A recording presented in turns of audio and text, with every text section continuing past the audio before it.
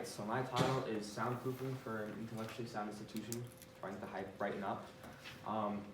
But so for my topic, what I picked is,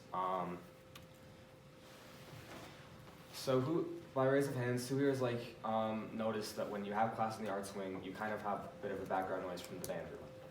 By show of hands? Yeah, pretty much everybody here. So, for a quick statistic really quick, 80% of my survey respondents experienced this, which is quite a lot. And this phenomenon makes it so that when you have classes and stuff, it can get kind of distracting because having a background noise affects other people differently, and it also can affect teachers too. For example, for me, when I had a drawing class last year, Mr. Chandler would always get distracted. He would always sort of diss the band for making bad noises. So, having it affect students and teachers makes it show that it's kind of an issue. And this is because the acoustics of the music room make it so that sound carries over really easily, and also because the walls at Brighton are very thin. I don't know if you've noticed this, but if some other classroom is having a movie or something, you can hear it from this classroom too. So having noise makes it so that classes are distracting, disrupts class, affects both students and teachers.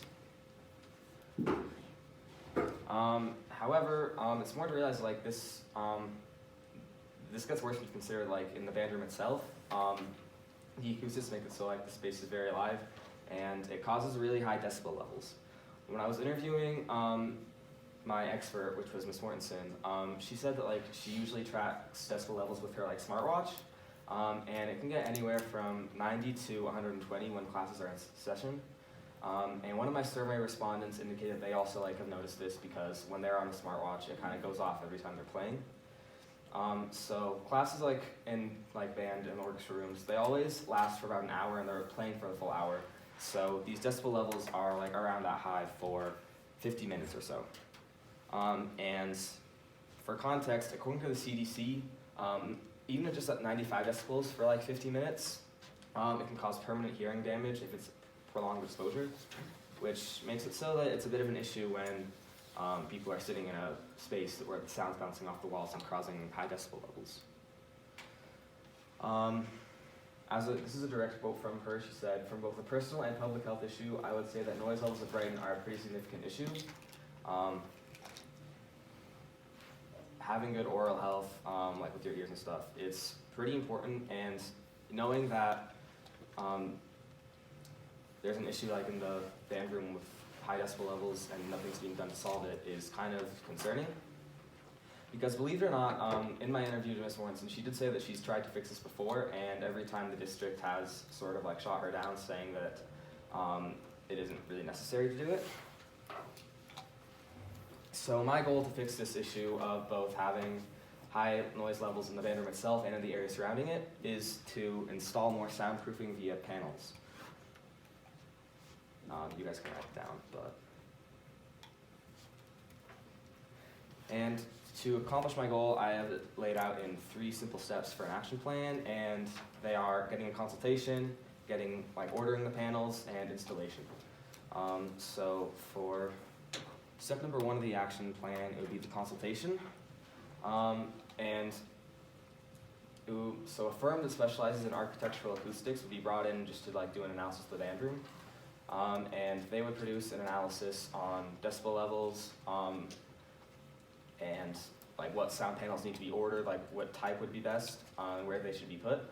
And having an official analysis is important because from a legal standpoint, it makes it so that if OSHA were to be contacted, they would at least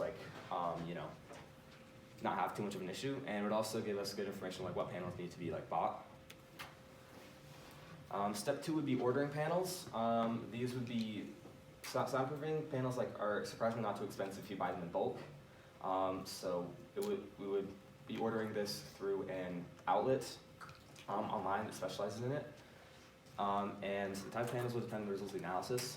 And Ms. Mortensen also has prior experience with soundproofing the panels, so she could be used as a good resource for ordering the panels and knowing what type to get. This would all be done by the Brighton administration or by district representatives, by the way. The final step of the action plan would be installation. Installation would be what happened once the panels are ordered, and it would most likely be by the same construction firm that built Brighton in the first place. And a good way to track success after installation would be continuing to track decibel levels on a watch and see what impact is made and what else needs to be done. I've also outlined a timeline for this. So right now we would be in phase 0, 0. Phase 1 would, I set the date March 1st, and that when the earliest consultation could be scheduled. Phase 2 would when the order panels should be placed, just to have time and stuff. May 29th would be the earliest panels to be installed because that's the first Monday after school gets out.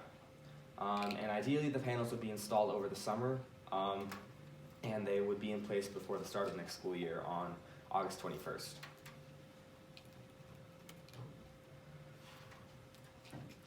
So for my conclusion, I think that working to install sound panels at Brighton would be significant in improving learning environments. I think that it would help in reducing the high decibel levels, which is important for oral safety, but I also think that it would reduce noise and distraction in classrooms in the arts wing.